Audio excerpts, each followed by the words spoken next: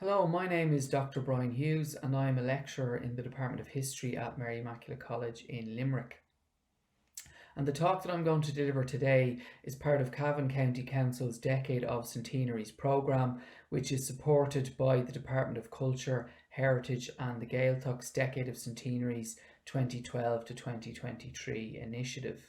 I'm very grateful to Cavern County Council and Dr. Jonathan Smith in particular for the invitation to speak to you. I would have loved to have been able to do so in person, but in the circumstances, it's great to be able to deliver this lecture virtually, and I hope you'll bear with me as I try to do so. The events that I'm going to talk about today happened almost 100 years ago, depending on when you watch this recording, and specifically I'm interested in the attack on Arva Royal Irish Constabulary Barracks in September 1920. Now we'll talk about the Barracks attack, what happened on the night, but also some of the consequences and some of the legacies of the Barracks attack, some of what happened in the town in the aftermath of September 1920. At about 11:30 p.m. on the 25th of September 1920, which was a Saturday night, a number of armed men arrived onto Main Street in Arva town in motor cars. Some took up positions at the front and rear of the RIC barracks on Main Street, and others entered neighbouring properties, including the home of Patrick Corcoran, who was the local national school teacher, and his home was separated from the barracks by an arched gateway. Corcoran's wife and children were apparently taken to the ground floor, the little ones wrapped in a blanket, and their parents reassured that there was no cause for alarm. At least one of the men got onto Corcoran's roof by cutting a hole in the rafters and removing slates, and grenades were thrown from the roof of Corcoran's house onto the roof of the barracks. Rifle fire was also opened onto the barracks and returned by policemen inside, as the town was illuminated with the flashes of rifle fire and the explosion of bombs. Bombs being a regular term in that period for grenades. Short accounts of the ambush prepared by veterans of the West Cavan and Longford brigades of the IRA in the late 1930s and early 1940s described how the hand grenades had failed to break the barracks roof and homemade bombs had instead been dropped at the gable end, giving the building a severe shaking. The Anglo-Celts detailed report, which was published a week later, referred to the blocking of the chimney of the barracks building to prevent a flare being sent up, and this was evidence, it suggested, of the care and attention that went into the planning of the attack.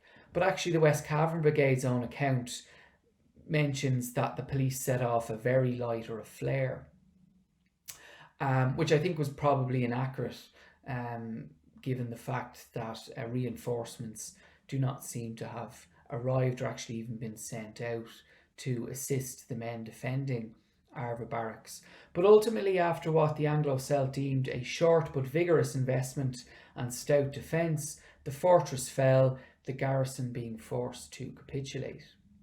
The surrendered policemen were held in an adjoining outhouse as the IRA took away rifles and ammunition belonging to the Ulster Volunteer Force. This was known separately as the Cavan Volunteer Force during the Home Rule crisis between 1912 and 1914, and these rifles had been stored in the barracks, which was probably known to the attackers. A Killashandra reporter believed that they'd made away with 3 motor car loads of rifles, but the IRA were later much more modest and claimed to have secured 16 rifles, 16 revolvers, grenades and shotguns. Once the building was empty, it was doused with petrol, set on fire and completely destroyed. An explosion, which was apparently heard 12 miles away, was believed to have been caused by ammunition and explosives missed by the raiders, and only the bare walls of the building remained by the end. In keeping with the rather gentlemanly depiction of the IRA in the Anglo-Celts report, it was noted that volunteers were kept in readiness to ensure that the fire did not spread to neighbouring buildings. The press reported that there were 2 sergeants and 8 other men in the barracks on the night of the attack, though it was noted that some reports gave a total of 17 defenders. The 2 sergeants were John G. Leaper, a Donegal-born Protestant who'd been stationed in Cavern since 1913, having been promoted in 1914, and Sergeant John Curran from County Galway, who had spent his entire policing career in Cavern and had been promoted in 1916. 6 constables claimed to have lost property when the barracks was destroyed, though only 3 of those are explicitly mentioned in sources as being there on the night, with one of the latter stating there were 7 men in the barracks. So having property in the barracks when it was burned doesn't necessarily mean that all of these men were there. 3 of them are named, so the number of defenders was probably around 8 or 9, certainly between 7 and 9, we can suggest. This constable was the only participant to suffer an injury. Constable Michael Early, a native of Mayo and a veteran of 25 years in the RIC, who had served in Clare and Galway before moving to Cavan in 1913. Early also mentioned that they had actually been expecting the attack on the barracks for a long time, and this information seems to have come from a man named Michael Cully, who later claimed compensation himself in the late 1920s under a scheme that I'll talk about in a little bit more detail later on. But Cully told how the night before the attack he had warned Sergeant Curran and Constable Early that there was an ambush waiting for them. So those 2 accounts, which are given separately, seem to align. Early press reports described an attack lasting about 20 minutes, though according to Longford Brigade veterans, one of the RIC sergeants surrendered after 30 minutes and the remainder carried on for over 2 hours. Similarly, in the West Cavan Brigade's account, Sergeant Curran rushed out of the barracks and was taken prisoner before the remainder surrendered. But in this case, it was after an hour's fight. As the Anglo-Celts version put it, rather more dramatically, one sergeant had announced he would surrender, while his colleagues declared they would rather perish in the flames than give in. Here it was suggested that the sergeant surrendered after 10 minutes, with the remainder a few minutes later. Now, given the proximity to the event of the newspaper reports and the potential that an ambush or an attack may feel much longer than it had actually been to those who'd taken part or who remembered it later on, the actual firefight was most likely shorter rather than longer. So it was more likely to have been in the 20-minute range rather than the 2-hour range.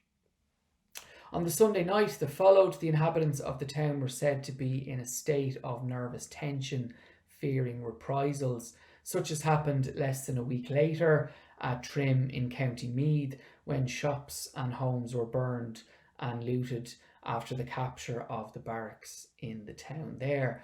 But as the Anglo-Celt put it, happily nothing of the kind occurred in Arva.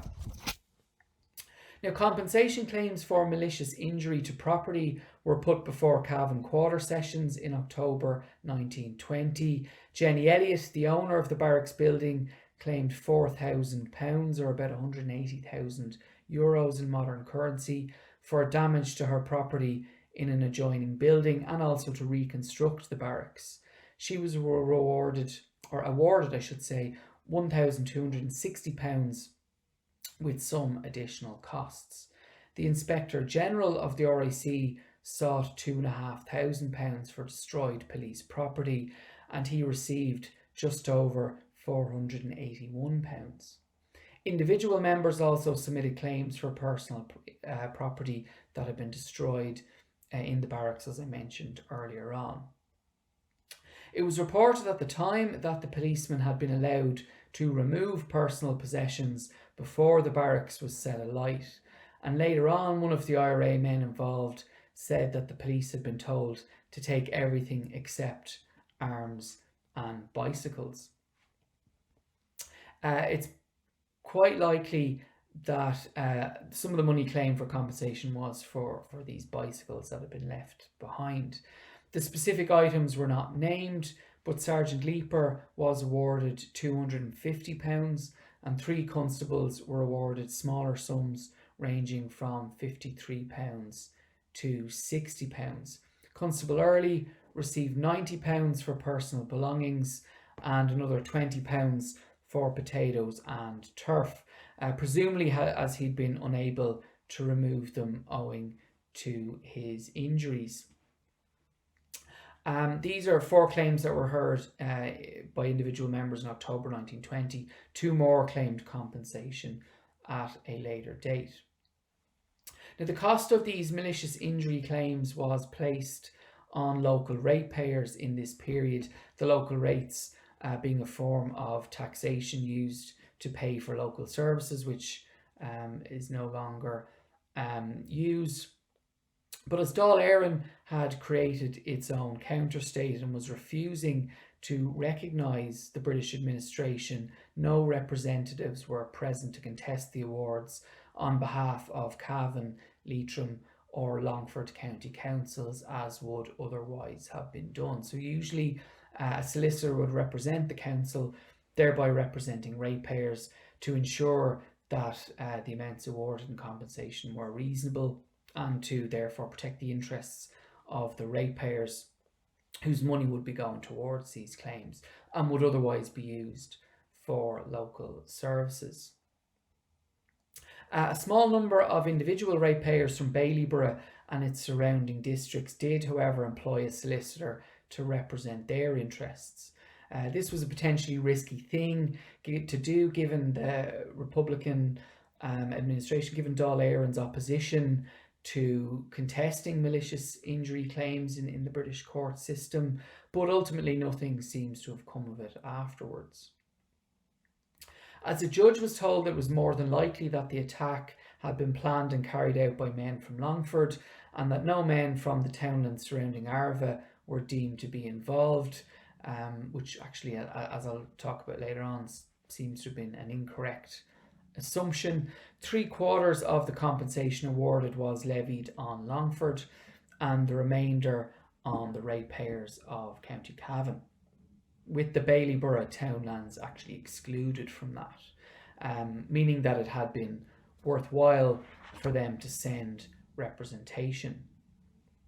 Some Leitrim volunteers were involved in the attack and also in some additional road blocking and some of the logistics around the planning of the attack, but their ratepayers were spared having to foot any of the compensation bill.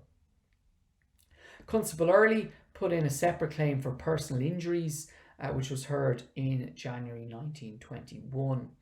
Early suffered a large wound to his head and was actually knocked unconscious during the attack, apparently by shrapnel from the explosion of a grenade, and he was revived, it was said, by a colleague who had given him a drop of whiskey before he was later carried out of the building after the surrender.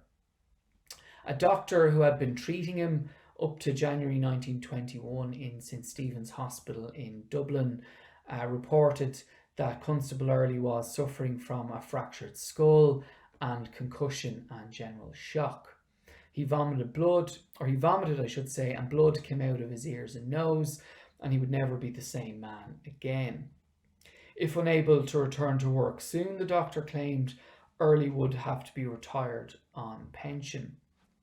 And he was awarded £2,100, which is about €95,000 today. Again, 3/4 of this amount was levied on Longford, with the remainder on Cavan, with Baileyborough and those districts also excluded. As it happened, Michael Early returned to work, was actually promoted to sergeant in May 1921 and remained in the RIC until the force was disbanded in 1922. So his recovery seems to have gone much better than the doctor suggested. A reminder not to take everything mentioned in compensation claims, entirely at face value.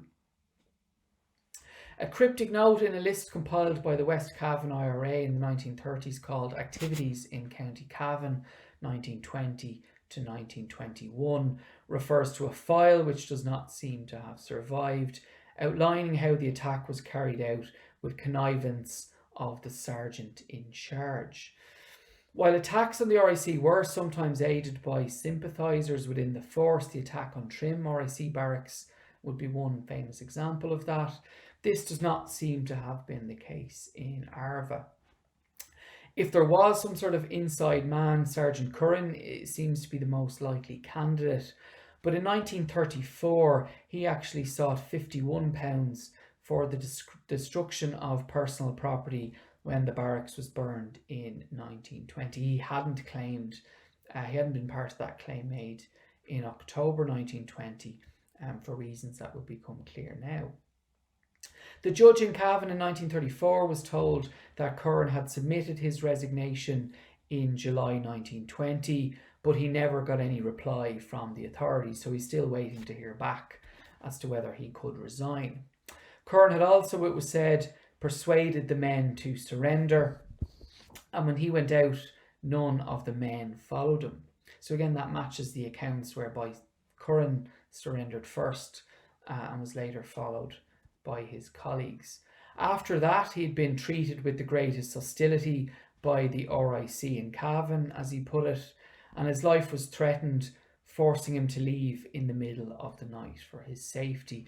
Now, some members of the RIC resigned in this period and went on to join the IRA, or went on to kind of cooperate or sympathise with the Republican movement.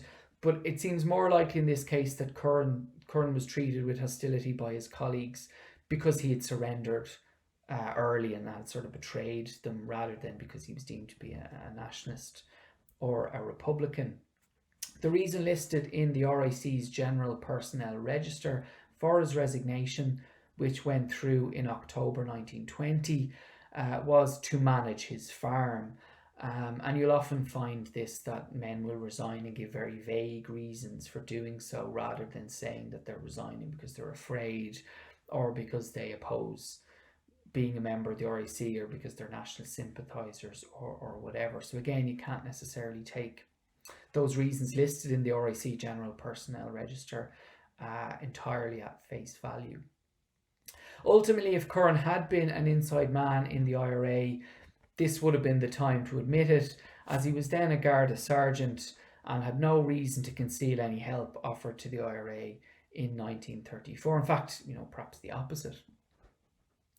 The next Garda to give testimony at that compensation hearing in 1934 had actually been a member of General McKeown's flying column, as he put it, and was thereby a member of the attacking party on the night. Another member of the RIC in Arva, who'd also become a Garda sergeant, then claimed that he'd sent in his own resignation prior to the attack, and after the barracks was surrendered, had removed all of his possessions except his bicycle. So this one compensation hearing shows us that by the 1930s, we have at least one of the attackers of the barracks involved, a member of An Garda Síochána, and also two of the defenders. So two of these former RIC men who had resigned early during the War of Independence also ended up working in the Irish Free State's police force. You also have the leader of the attack, who was, as I'll describe shortly, Sean McKeown, who later became a very prominent figure in the National Army and in Irish public life as well. The October 1920 compensation hearing was told that 800 men had attacked the barracks, while Jenny Elliott's daughter described seeing hundreds of men in the streets, but was unable to say how many had actually been engaged in the shooting. By Sergeant Leaper's account, there were 600 or 700 men in the attacking party. These were no doubt very significant exaggerations. There would have been nothing like that number involved in the attack. But that sort of exaggeration was not uncommon. Barracks attacks are regularly described as having, been made by hundreds of men. If the IRA had as many men as that on the go, they might have had even more success in the War of Independence. The Longford Brigade of the IRA, who rather than the West Cavern Brigade comprised the majority of the attacking party, later named less than 80 men in 7 posts surrounding the barracks. So there were men in Corcoran's house, led by Sean McKeown. Also in the rear of the barracks by Sean Conley, who was later killed in an infamous ambush at Selton Hill in Leitrim. And there were 3 more posts directly opposite the barracks, with another at Porter's Row to the north, and a final position at the southern end of the building, or to the south of the building. At least 2 of the men posted in Corcoran's were from Arva, or certainly the list gives them Arva addresses, but the men involved were primarily from Longford, these 80 men, with some additional volunteers drawn from Cavern and Leitrim. The original plan, it was later claimed, was to simultaneously attack Arva, Granard, Moel and Ballinamore, but when reports were received that Moel and Ballinamore had been occupied by military, it was decided instead to focus on Arva alone. This allowed the Vice OC and Director of Operations of the Longford Brigade, who was then Sean McKeown, to take charge. And this was actually only one of a number of similar operations led by McKeown during the summer and autumn of 1920. The West Cavern Brigade under Charles Fitzpatrick, excluding the small number of Cavan men who were in the town on the night of the attack, meanwhile felled trees and cut communication lines, creating an impressively comprehensive series of roadblocks to restrict or delay Crown reinforcements coming from Cavan town, who were also awaited in some cases by armed men. So there were armed men waiting at certain points to ambush any RIC patrols that would come to the aid of the barracks in Arva. Though, as it happened, the reinforcements don't seem to have come, and this suggests, as I mentioned earlier, that the police in fact never managed to send out a signal to say that they've been under attack in the first place. So really, in terms of the kind of Cavern Brigade, the West Cavern Brigade in particular, their main job was blocking of roads and hindering the movement of Crown forces. And it does seem that the vast majority of the active members of the 2nd Battalion, or the Ballina Battalion of the West Cavan IRA Brigade, were out on the night engaged in this sort of activity. Longford IRA units were similarly posted at 2 crossroads on the Longford side of the county border. And these roadblocks, as I said, very impressively organised and arranged, caused something of a stir in Cavan town the next morning, as it was put, with motorists, including those looking to travel to a football match in Navan, forced to take increasingly inventive routes to reach their destination. So they set out and found the road they would normally take was blocked or trenched, and they had to turn around and find an alternative.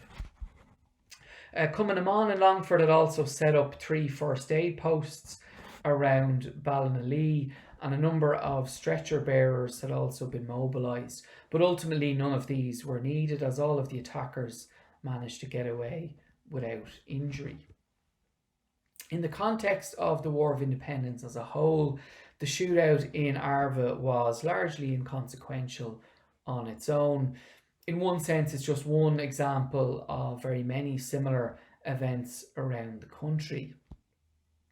And it might be easy to assume that this was what the War of Independence was always like. That it was kind of always about late night gun battles, about burning of buildings, clashes between the IRA and Crown forces. But in fact, the reality was rather the opposite. Certainly on a nationwide basis, there were things happening all the time, and people were reading about these things in their newspapers. But in a specific locality, and in somewhere like Arva, for example, the town experienced nothing like the 25th of September before or afterwards. That said, it was something of a milestone as the first attempt to attack an occupied barracks in County Cavern. Small empty barracks that had been abandoned by the RIC had been burned around the country earlier in the year, but this was the first attempt in Cavern to attack a barracks while the RIC were still stationed in it. So in that sense, it's important in terms of the Cavan War of Independence story and I suppose the neighbouring Longford and Leitrim story as well. The success at Arva, without any wounded or killed, as I've said, adds some additional significance, given how regularly IRA attacks elsewhere failed to force a surrender, how often men were killed or wounded in these sort of attacks, and how many similar plans were cancelled before they ever took place. Beyond that, the immediate impact of the gun battle was confined, though, to the attackers and the policemen involved, especially someone like Constabulary, as well as Jenny Elliott, who was left to rebuild her property, or the Corcoran family, who had to repair a home and deal with the psychological impact of an unexpected and potentially terrifying night. So to better understand what it was like to live in Arva during the War of Independence, I would argue we might want to look beyond the shooting and the burning and the kind of more dramatic events, and also give some attention to what happened in their aftermath.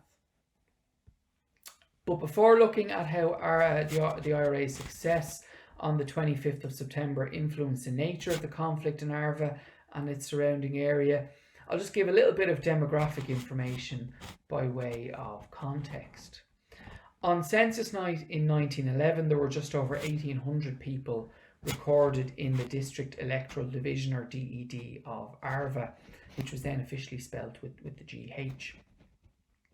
52% were male and 48% female. It was a young population with about a third aged between 20 and 40. Only 23 residents declared that they could speak Irish.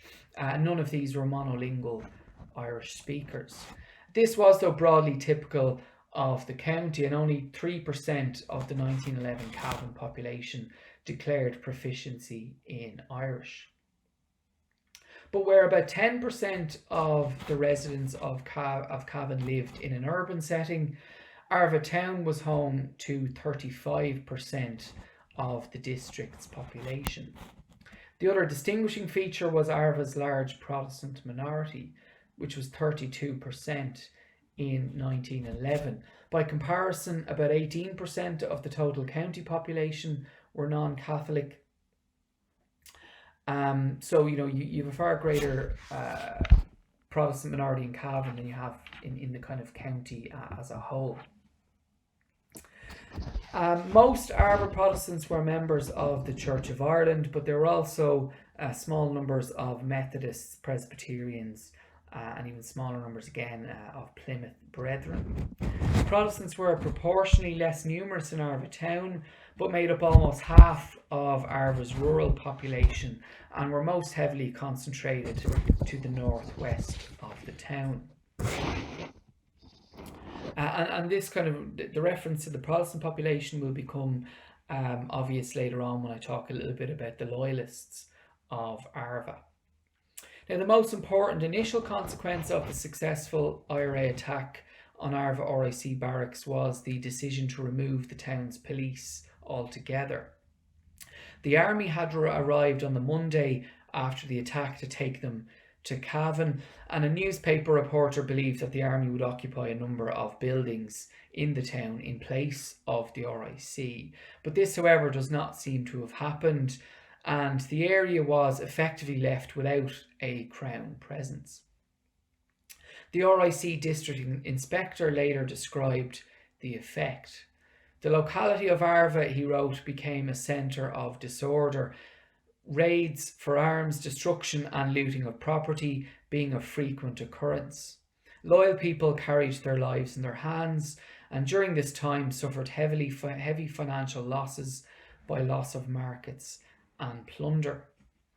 Within a month, the RIC County Inspector noted that Arva was second only to Ballyconnell in its desperate need for a police barracks. But, as he put it, with the difference that Ballyconnell is entirely rebel, whilst in Arva there are a good many loyal subjects. His following month's report was bleak.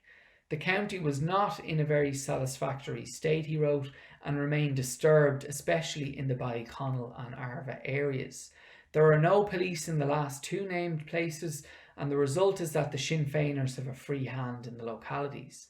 The men who were on the run after the shooting of the police in Swanleybar have taken refuge in these localities and have, at the point of revolver, taken away clothing, boots and other necessities from the peaceably disposed residents who are in a state of terror. It is urgently necessary to reopen police stations at these places. The reference to Swanleybar was a reference to another attack on the RIC that had taken place nearby, where I think at least one RIC constable had been killed, or at least one member of the RIC had been killed. The next significant moment in Arva's War of Independence was the authorities' response to those reports from the county inspector. A garrison of Black and Tans arrived in Arva town in February 1921 with, the county inspector reported, good effect. And when I'm talking about Black and Tans here, I mean men who were recruited into the RIC to fill gaps left by resignations from about March 1920 onwards. Technically, the Black and Tans would have included some Irishmen, as Irishmen continued to join the RIC in 1920 and 21, though just in much smaller numbers. I think, though, most, if not all, of those Black and Tans who arrived in Arva were probably British born. In March, a new barracks, which was another building commandeered in the town, was unsuccessfully attacked and afterwards came in for particular attention in the form of occasional sniping by the Longford IRA. So there were the odd kind of pot shot taken at the barracks, but nothing again attempted like had happened in September 1920. Now, there were 9 fatalities directly related to revolutionary conflict in Cavern between January 1919 and December 1921. And in that period, nobody was killed in Arva itself. But 2 of the policemen stationed in the town since February 1921 were actually shot by the IRA on the morning of the 1st of May 1921. But this was only after they had walked over the border into Fiora, County Longford, on private business. Both were British-born recruits who had joined 3 and 4 months earlier. There may thus have been little direct violence against Arva residents, but the IRA continued to harass and persecute the local loyalist population through boycotting, ostracism, and occasionally by some minor physical violence. Some of this was directed externally at Belfast goods, and Arva town was one place where the Belfast boycott was enforced in solidarity with Catholics being displaced at the time in Belfast. So traders in Arva had agreed not to buy or stock goods coming from Belfast, and goods coming from Belfast into Cavern were often destroyed when they got there by the IRA. But intimidation and boycotting was also directed against residents of Arva who continued, particularly those who continued to supply the Crown forces with goods and supplies. And it was this non-violent boycotting and harassment that was perhaps the most common impact of the War of Independence on the residents of Arva, certainly so for its loyalist population. Now, one of the best sources available to historians for the experiences of loyalists in the 26 counties is the Irish Grants Committee files. The Irish Grants Committee was a British Treasury funded scheme which operated between 1926 and 1930, and it was intended to compensate Southern Irish loyalists for financial losses suffered between July 1921 and May 1923, which was the period between the truce that ended the War of Independence and then the end of the Civil War. It had been argued in Britain in the mid-1920s that the compensation offered under Irish Free State schemes had not sufficiently met the losses suffered by Southern Irish loyalists. Eventually, the Irish Grants Committee would deal with over 4,000 applications and recommend 2,237 awards. At least 86 of these applications came from County Cavern. There may actually have been more, but certainly I've come across at least 86. And 37 of these were from Arva and its surrounding townlands, which is a very large proportion of the total to come just from one area. Now, to some extent, this would have been the result of a relatively large Protestant population in the area, but is otherwise remarkable given the relatively low level of serious violence in Arva. There is a potential communal element here, as word of mouth. They're a very proactive solicitor. Solicitors made a lot of money out of this scheme. May have encouraged groups of neighbours to apply. There was also an accusation made about some nefarious figure offering to complete the form for people for a small fee, and also that prominent Republicans were amongst the applicants who were sort of chancing their arm. But the former of these is impossible to prove, and the latter seems pretty unlikely. Moreover, while the majority of the Arva applicants were Protestants, 9 were actually Catholic. Although Catholics actually, as it turned out, had a much harder time convincing the committee to give them compensation. Not necessarily always, but certainly in Arva that seems to have been the case. Though both men and women applied as individuals, men were more likely to apply than women, and applicants tended to be older than the average population. So the kind of people who were applying to this scheme were not necessarily representative of the entire kind of population of the area, or certainly of the demographics that I talked about earlier on. The whole kind of 87 Cavan applicants, or 86 Cavan applicants, which including the Arva sample, were also more likely than their neighbours to work in either commerce or industry.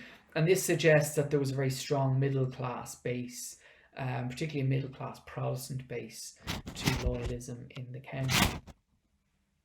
All 13 Irish Grants Committee applicants from Arva town described a loss of trade as a result of an RIC boycott. So 13 of those 30 odd cases from Arva came from people who lived in the town itself, and they all claimed to have suffered loss of trade because of a boycott by the IRA. 3 of these also claimed for additional damage to property or looting, one of whom was, included Jenny Elliott, who claimed for a stolen motor car. So poor Jenny Elliott had several compensation claims on the go.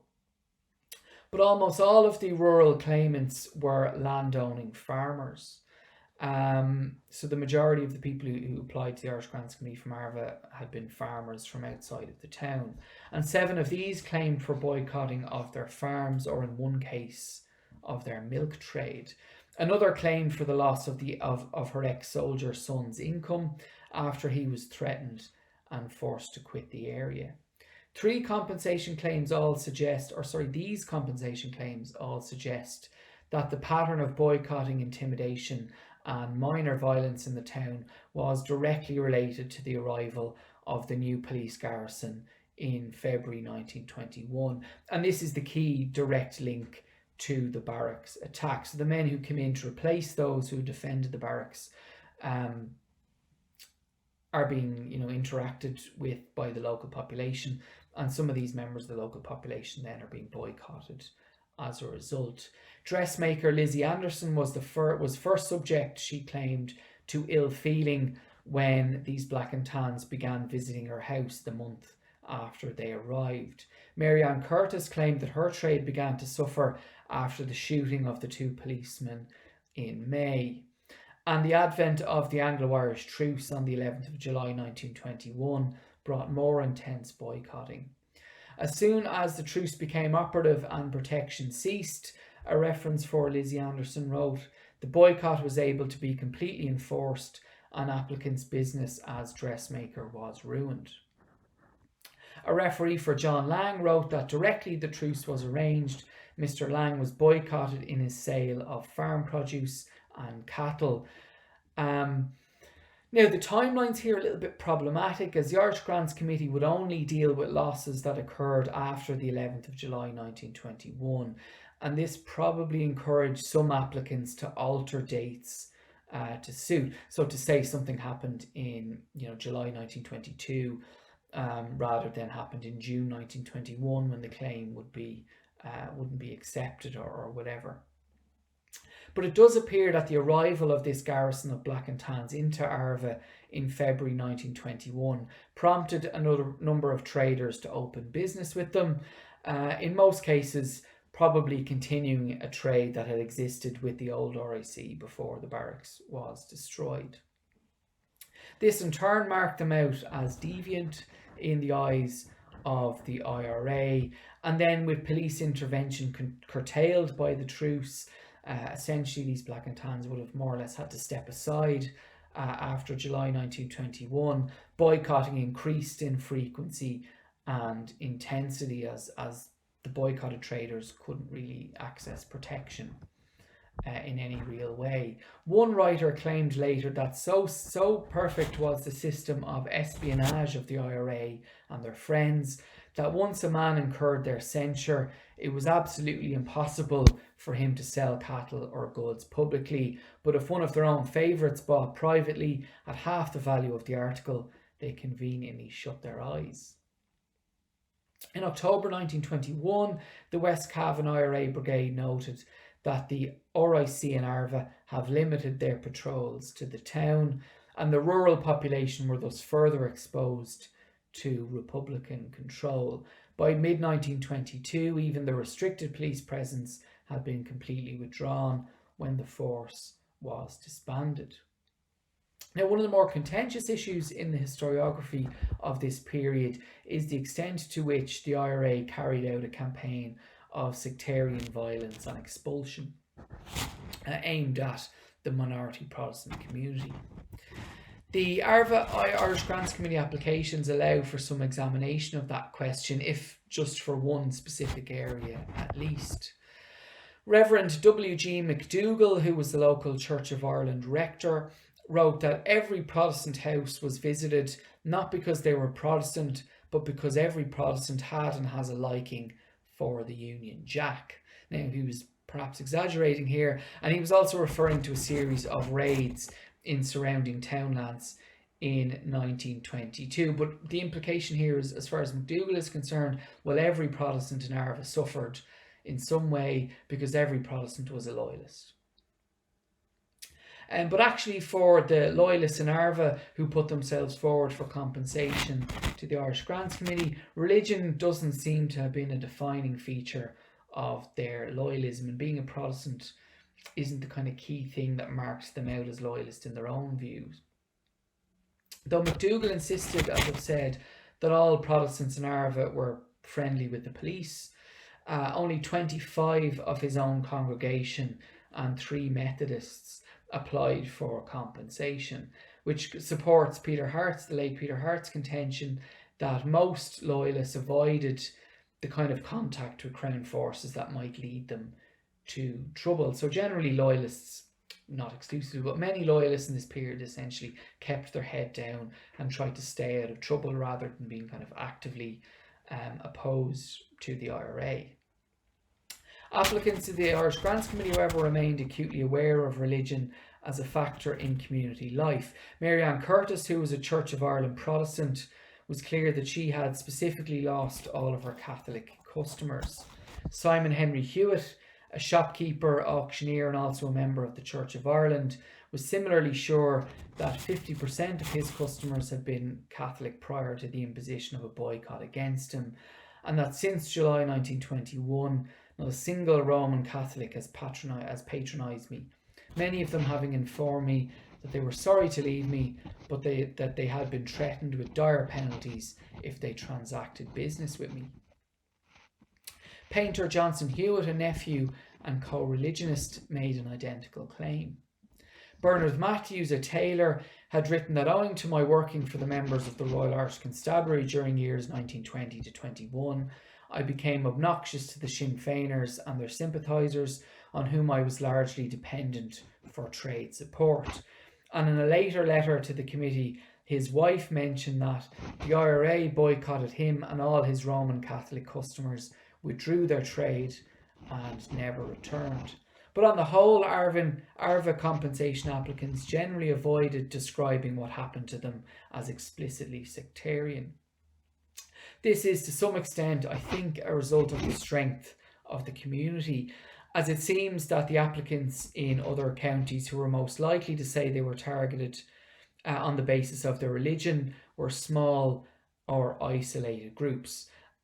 This does not necessarily mean that smaller groups of Protestants were more likely to suffer sectarian violence, just that it perhaps was more likely to feel that way. So if one was an isolated Protestant and suffered a raid or an attack or boycotting, they seem more likely to have framed that as explicitly sectarian, as opposed to groups, larger groups of Protestants who tend to refer to themselves as loyalists and tend to base it on how they behaved rather than who they were.